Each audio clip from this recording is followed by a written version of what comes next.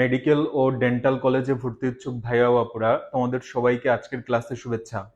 আজকের ক্লাসে আমরা পরিমাণগত রসায়ন থেকে মোল সংশ্লিষ্ট কিছু গাণিতিক সমস্যাবলী শর্টকাটে কিভাবে সমাধান করা যায় সেটা শিখব। তো চলো শুরু করি। তো দেখো, আমরা এখানে একটা সমন্বয় সূত্র দেখতে পাচ্ছি। সূত্রটা হচ্ছে n equal w by m equal হচ্ছে n divided by n A equal v divided by 22.4 equal vs equal হচ্ছে pv বাই rt। আমরা এখানে মোটামুটি কয়েকটা চ্যাপ্টারের বিভিন্ন সূত্রকে এক জায়গায় করার চেষ্টা করছি, যেমন হচ্ছে পরিবেশ রসায়ন, পরিমাণগত রসায়ন, তারপর হচ্ছে যদি আমরা চলে আসি এইটাকে যদি আরো একটু এক্সটেন্ড করি, যে আমরা এটাও লিখতে পারি কিউ ডিভাইডেড বাই ইএফ, তাহলে দেখো তড়িৎ রসায়নেরও অনেক কিছু এটার মধ্যে চলে আসে। তো যাই হোক, আমরা এখন দেখব যে এখানে কোন রাশি দিয়ে কি বোঝায়। এন দিয়ে বোঝানো হচ্ছে মোল সংখ্যাকে, ডাব্লু হচ্ছে ভর। এই ভরটা প্রদত্ত ভর হতে পারে অথবা যেই ভরটা নির্ণয় করতে বলা হবে সেটা হতে পারে। আর ক্যাপিটাল এম যেটা, এটা কিন্তু ফিক্সড। ক্যাপিটাল এম দিয়ে বোঝানো হয় মলিকিউলার ম্যাস বা হচ্ছে আণবিক ভর। এরপরে আমরা যদি চলে আসি ক্যাপিটাল এন যেটা, এটা দিয়ে আমরা বোঝাচ্ছি number of atom or molecule, অর্থাৎ অণুর সংখ্যা বা হচ্ছে পরমাণুর সংখ্যা। আর এন এ যেটা, এটা হচ্ছে নাম্বার অফ অ্যাভোগাড্রো বা হচ্ছে অ্যাভোগাড্রোর সংখ্যা 6.022 ইন্টু 10⁻23। এরপর দেখো, আমরা ভি দিয়ে হচ্ছে ভলিউম বোঝাচ্ছি, এবং তোমাদের একটা কথা অবশ্যই মনে রাখতে হবে, আমরা যদি এই সূত্রটা প্রয়োগ করি এন ইকুয়াল ভি বাই 22.4, তাহলে অবশ্যই ভিটাকে কিন্তু লিটারে রাখতে হবে, কারণ আমরা জানি এসটিপি তে 1 মোল গ্যাসের আয়তন 22.4 লিটার। এরপরে দেখো, তুমি যদি আয়তনটা মিলিলিটারে নেও, তাহলে কিন্তু তুমি নিচে 22,400 ব্যবহার করতে হবে, 22.4 না, 22,400। এরপরে আমরা চলে আসি এন ইকুয়াল ভিএস। এখানে ভি দিয়ে ভলিউম বোঝানো হচ্ছে, আর এস হচ্ছে মোলার কনসেন্ট্রেশন আর হচ্ছে মোলারিটি। তো দেখো, আমরা এটা জানি যে মোলারিটির একক হচ্ছে মোল পার লিটার, অর্থাৎ S equal to N by V. সেখান থেকেই আমরা লিখছি এন ইকুয়াল টু ভিএস। এরপরে আমরা যদি চলে আসি এন ইকুয়াল হচ্ছে পিভি বাই আরটি। এখানে পি দিয়ে বোঝানো হচ্ছে প্রেসারকে বা চাপকে, ভি হচ্ছে ভলিউম, আর হচ্ছে মোলার গ্যাস কনস্ট্যান্ট বা হচ্ছে মোলার গ্যাস ধ্রুবক। তো এখন কথা হচ্ছে মোলার গ্যাস ধ্রুবক, এটার প্রায় 5টা মান আছে, তবে এসআই এককে যে মানটা সেটা হচ্ছে 8.314 জুল পার কেলভিন পার মোল। আবার যদি তুমি লিটার অ্যাটমসফিয়ার এককে যাও, এটা হচ্ছে 0.082 litre atmosphere per kelvin per mole. যদি তুমি সিজিএস এককে যাও, তাহলে হচ্ছে 8.32 into 10⁻7 erg per kelvin per mole. তুমি যদি ক্যালোরি এককে যাও, 1.987 calorie per kelvin per mole. তুমি যদি ইঞ্জিনিয়ারিং একক বা হচ্ছে এফপিএস পদ্ধতিতে যে এককটা বা ফুট পাউন্ডাল পদ্ধতিতে যে এককটা, সেটাতে যদি যাও 2783.63 foot pound per kelvin per mole. তাহলে এই যে 5টা ভ্যালু বললাম, এটা হচ্ছে আর এর মান বা হচ্ছে মোলার গ্যাস ধ্রুবকের মান। এরপরে দেখো, আমরা এখানে যেটা লিখছি এন ইকুয়াল হচ্ছে কিউ বাই ইএফ। এখানে কিউ দিয়ে হচ্ছে চার্জ কে বোঝানো হচ্ছে বা প্রবাহিত বিদ্যুৎ। তো আমরা দেখো কিউ এর পরিবর্তে কিন্তু আবার আইটি বসাইতে পারি, আইটি, যেখানে আই হচ্ছে তড়িৎ প্রবাহ আর টি হচ্ছে সময়। আর ই যেটা, এটাও এক চার্জ, কিন্তু এই চার্জটা কি চার্জ দেখো, যদি আমি এখানে Cu2+ লিখি, তাহলে কপারের চার্জ হচ্ছে +2, তাহলে এক্ষেত্রে ই এর ভ্যালুটা হচ্ছে 2।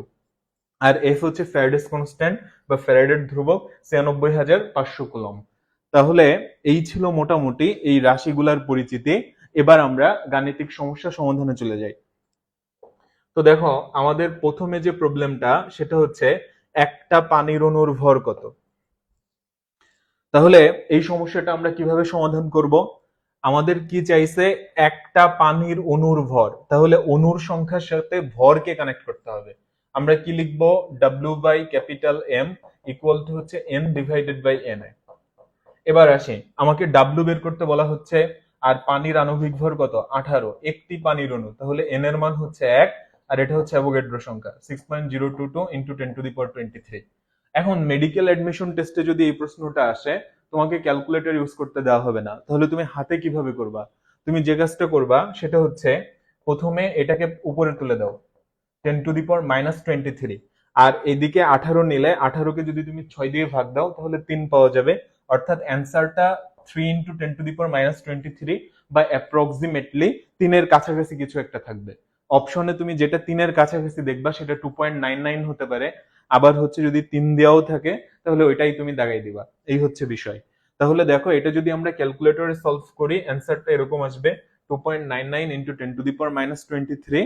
আর আমরা এই যে হাতে করলে আমরা এই যে পয়েন্টের পরে যেগুলা ছিল এগুলাকে অ্যাভয়েড করছি, তাহলে 18কে 6 দিয়ে ভাগ দিলে 3 হয়, আর এটাকে উপরে উঠাইলে 10⁻23 হয়। এরপরে আমরা চলে আসি 1 গ্রাম সালফিউরিক অ্যাসিডে কতগুলা অণু আছে। তাহলে দেখো আমাকে এখানে ভরের সাথে অণুর সংখ্যাকে কানেক্ট করতে হবে, অর্থাৎ W/M = N/Na। তাইলে এখানে W এর মান হচ্ছে 1, যেহেতু 1 গ্রাম বলছে W এর ভ্যালু 1, আর সালফিউরিক অ্যাসিডের মলিকুলার মাস হচ্ছে 98, আর N আমি বের করব, অ্যাভোগাড্রো সংখ্যার মান আমার মুখস্থ। তাহলে দেখো এটা যদি আমরা ক্যালকুলেশন করি এরকম একটা রেজাল্ট চলে আসবে। বা তুমি যদি হাতে করতে চাও তোমাকে ওই আগের মেথডেই আগাইতে হবে। এরপরে দেখো আমরা যদি চলে আসি 5 গ্রাম পানিতে কত মোল পানি আছে। তো দেখো এই সমস্ত সমস্যাগুলা আমরা যদি সূত্র প্রয়োগ করেও না করি তাও হবে, তুমি ঐকিক নিয়মে বা মুখে মুখে করে ফেলতে পারবা। কারণ আমরা জানি পানির 1 মোল সমান হচ্ছে 18 গ্রাম, অর্থাৎ 18 গ্রাম পানি সেটাতে হয় হচ্ছে 1 মোল। তাহলে 5 গ্রামে কত হবে? 1 গ্রামে হচ্ছে 1/18, 5 গ্রামে হচ্ছে 5/18। অর্থাৎ এটাকে যদি তুমি এখন ভাগ করো 18/5, এখানে একটা পয়েন্ট নাও, নিলে 0 আসবে, তাহলে 18 দুগুণে 36, আর করতে হবে না। 0.2 যে অপশনে থাকবে ওটাই অ্যান্সার। আর এটা যদি তুমি ক্যালকুলেটরে করো রেজাল্টটা এরকম চলে আসবে 0.277 মোল। এরপরে আমরা চলে আসি সমস্যা নাম্বার 4। এসটিপি তে 5 মোল কার্বন ডাই অক্সাইডের আয়তন কত? তাহলে এখানে কি করতে বলা হয়েছে? মোল সংখ্যার সাথে আয়তনকে কানেক্ট করতে বলা হয়েছে। দেখো আমরা কি জানি? আমরা জানি হচ্ছে n ইকুয়াল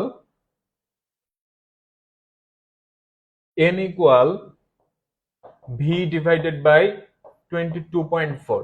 তাহলে কয় mole carbon dioxide? 5 mole. তাহলে 5 ইন্টু 22.4 এটা করলেই আমাদের কাঙ্ক্ষিত ভিটা চলে আসবে, অর্থাৎ অ্যান্সার হচ্ছে 112 লিটার। এরপরে চলে আসি সমস্যা 5। এসটিপি তে 10 গ্রাম হাইড্রোজেনের আয়তন কত? তাহলে এখানে ভরের সাথে আয়তনকে কানেক্ট করতে হবে। W/M = V/22.4। এখানে ভ্যালুগুলা ইনপুট করলেই আমার কিন্তু কাঙ্ক্ষিত রেজাল্টটা চলে আসবে। এরপরে দেখো 6 নম্বর সমস্যাটা দেখো। এখানে বলা হচ্ছে 250 মিলিলিটার আয়তনিক ফ্লাস্কে 0.2 m NaCl দ্রবণ কিভাবে প্রস্তুত করবে? তো দেখো এই প্রশ্নটার সমাধান আমরা কিভাবে বের করব? আমরা প্রথমত দেখো প্রশ্নে কি কি দেখতে পাচ্ছি, কি কি ডেটা দেওয়া আছে। একটা হচ্ছে আয়তন দেয়া আছে, আয়তনিক ফ্লাস্ক 250 মিলিলিটার, তাহলে আমার হাতে ভি এর ভ্যালুটা আছে। আবার সোডিয়াম ক্লোরাইডের কনসেন্ট্রেশন দেয়া আছে 0.2 m। এখন আমরা কি করব? এখান থেকে হচ্ছে ডাব্লুটা বের করে নিব। তাহলে দেখো ডাব্লু কিভাবে বের করবা? আমরা একটু আগে কি শিখছি? W/M ইকুয়াল টু হচ্ছে VS। অতএব W সমান আমরা কি লিখতে পারি? MVS। তাহলে W ইকুয়াল টু MVS, এখানে যদি আমরা ভ্যালুগুলা বসাই দিই তাহলেই কিন্তু আমাদের ডাব্লুটা চলে আসবে। তাহলে সোডিয়াম ক্লোরাইড এটার আণবিক ভর হচ্ছে 58.5, আর ভলিউম কত দেয়া আছে? 250 ml। কিন্তু আমাদের কিন্তু এখানে ভলিউমটা লিটারে নিতে হবে, তাহলে 250 কে 1000 দিয়ে ভাগ দিলে এটা চলে আসে 0.25। আর কনসেন্ট্রেশন কত দেয়া আছে? 0.2। তাহলে আমরা যদি এইগুলাকে গুণ দেই আমাদের কিন্তু ডাব্লু এটা চলে আসবে। অতএব আয়তনিক ফ্লাস্কে 2.925 গ্রাম NaCl নিয়ে পানি যোগ করে দ্রবণের আয়তন 250 মিলিলিটার করতে হবে। আমরা আয়তনিক ফ্লাস্কে 2.925 গ্রাম NaCl নিব, নিয়ে পানি যোগ করব, তাহলেই ওই দ্রবণের আয়তনটা 250 মিলিলিটার হয়ে যাবে। তাহলে 0.2 m NaCl দ্রবণ প্রস্তুত হয়ে যাবে। এবার আমরা চলে আসি 7 নম্বর সমস্যা।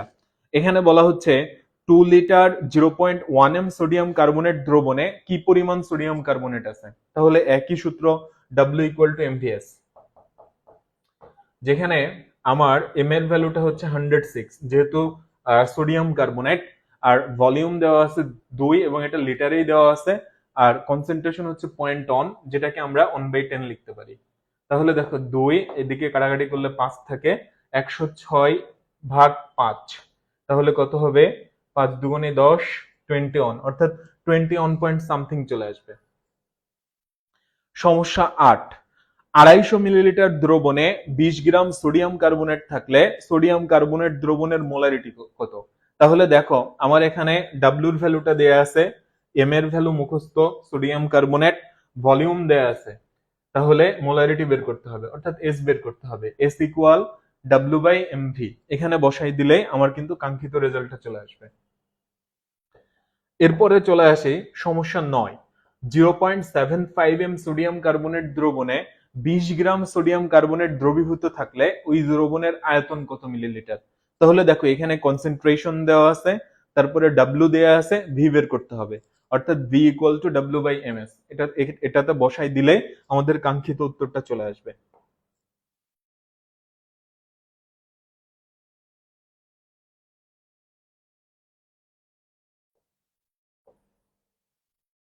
আচ্ছা, এরপরে আমরা চলে আসি 250 মিলিলিটার দ্রবণে 20 গ্রাম কোনো পদার্থ দ্রবীভূত থাকলে এবং ওই দ্রবণের মোলারিটি 0.75 হলে ওই পদার্থের আণবিক ভর কত? তাহলে আমাকে এখানে এম বের করতে বলা হচ্ছে, তাহলে W/m ইকুয়াল টু VS আর m ইকুয়াল টু W/SV। এখানেই আমরা ডেটাগুলো বসাই দিলে আমাদের আণবিক ভরটা চলে আসবে। অর্থাৎ দেখো একই সূত্রকে ঘুরায় ফিরায় নানান ভাবে প্রশ্ন করা হইতে পারে। কখনো তোমার কাছে মোলারিটি জানতে চাওয়া হতে পারে, কখনো তোমার কাছে ভর বের করতে বলতে পারে, কখনো আয়তন বের করতে বলতে পারে। তাহলে কি করব এটা ডিপেন্ড করবে আমার প্রশ্নের উপরে। এবং যেহেতু আমাদের ক্যালকুলেটর ইউজ করতে দিবে না, তাহলে প্রশ্নগুলো এমন ভাবে ওনারা সাজাই দিবে যেন আমরা হাতেই সেটা সলভ করে ফেলতে পারি ওই কম সময়ের মধ্যেই। এটা নিয়ে দুশ্চিন্তার কিছু নাই। তুমি যদি বাসায় এগুলা বারবার প্র্যাকটিস করো বা হাতে করার চেষ্টা করো, তাহলে তুমি এক্সাক্ট অ্যান্সার বের করতে না পারলেও অ্যাপ্রক্সিমেট যে অ্যান্সারটা সেটা কিন্তু তুমি বের করতে পারবা এবং অপশন টেস্ট করে সেটা দাগাই দিতে পারবা। এরপরে দেখো আমরা চলে আসি 11 নম্বর সমস্যা। তুমি কিভাবে 200 ml semi molar sodium carbonate দ্রবণ তৈরি করবে? তাহলে দেখো সেমি মোলার দ্রবণের ঘনমাত্রা কত? এটা হচ্ছে 0.5 m। তাহলে আমার হাতে হচ্ছে ভি দেওয়া আছে, তারপর কনসেন্ট্রেশন দেওয়া আছে, আবার আমার এমও জানা আছে, সোডিয়াম কার্বনেটের মলিকুলার মাস হচ্ছে 106। তাহলে আমি এখান থেকে ডাব্লিউটা বের করে ফেলবো। তাহলে ডাব্লিউর ভ্যালুটা আসবে হচ্ছে 10.6 গ্রাম, অর্থাৎ 200 মিলিলিটার একটা পাত্রে 10.6 গ্রাম সোডিয়াম কার্বনেট নিয়ে তাতে পানি যোগ করে দ্রবণের আয়তন 200 মিলিলিটার করতে হবে, তাহলেই 0.5 m সোডিয়াম কার্বনেট দ্রবণ প্রস্তুত হয়ে যাবে।